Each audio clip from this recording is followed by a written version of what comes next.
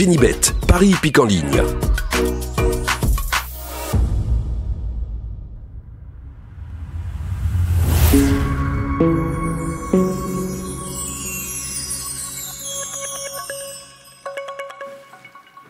Bonjour à tous, on se rapproche du Cornulier, championnat du monde de trot monté. Mais en attendant, on se met sous notre pince de tiercé, référence à cette vieille pince avec laquelle on cochait notre ticket en papier de tiercé à la belle époque de Monsieur X, point de suspension.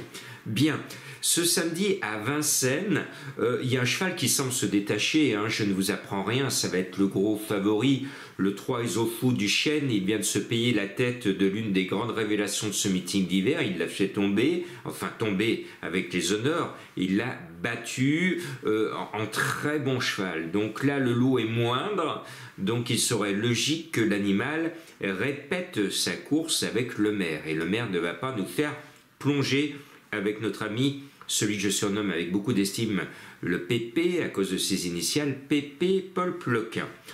Je leur oppose ma découverte à moi, il est très bas, voire pas mis par mes confrères, alors que c'est un cheval que j'estime, que j'adore, c'est le 14 Idéal sans Léandro. Ah oui, Jean-Marc, vous le conseillez chaudement, oui, vous avez de la mémoire, hein. Le jour du prix de la Côte d'Azur, hein, j'étais chaud avec Idéal sans Léandro, c'était son objectif, le prix de la Côte d'Azur.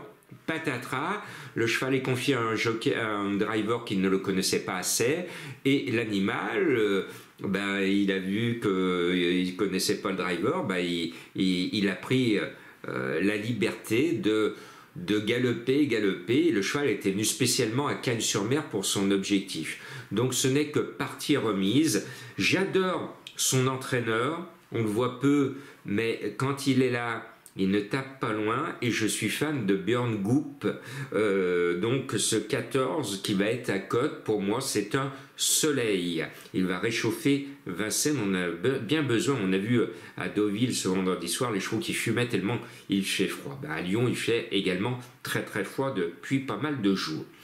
En troisième, je mets celui qui va être le favori à cause du sulky d'or. Sur son sulky, Eric Raffin, le 12 Harrison du Plessis, mais à mon sens, le cheval va être là, mais il est barré pour la gagne. Et puis j'aime bien notre Lyonnais ou notre Stéphanois, comme vous voulez, Easterman, le numéro 8. Alors il a été un peu contrarié par ces jours de gel, donc les pistes dans notre région sont délicates, donc on ne peut pas pousser les chevaux comme d'habitude.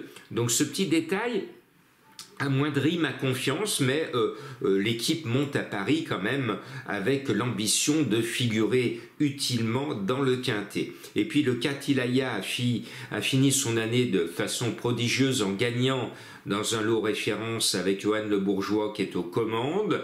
Normalement, elle devrait répéter. J'aime bien le 1 Hockfeller du Mel, il est en plein boom, il a gagné en fin d'année, il gagne en début d'année, on ne peut pas lui reprocher quoi que ce soit en ce moment. Béloche est confiant, moi aussi, le cheval est annoncé bizarrement à 15 contre 1, alors qu'à mon sens, il ne va pas taper loin. Le 11 Haitian Fight Song, je l'ai mis un peu bas parce que l'objectif est derrière, hein. Il vient de le gagner son objectif, donc là maintenant c'est que du bonheur, hein, les engagements qui viennent après. Le quintet a été gagné avec Benjamin Rochard, le cheval est en capacité de compléter la bonne arrivée. J'ai hésité entre 2 ou 3 chevaux pour ma 8e case et finalement c'est tombé sur le 10 Hasard d'érable. Le cheval me plaît bien, il a été fautif ces derniers temps, mais on a procédé à quelques réglages et il restera justement ferré pour essayer de rester bien sage. J'ai oublié de vous dire au passage que le cheval de Madame Colombo, c'est celui que j'aime bien, qui a été courir aux États-Unis, au même endroit où Idéal du Gazo avait gagné le championnat du monde. Son cheval à Madame Colombo, c'est le 14 Idéal sans Léandro.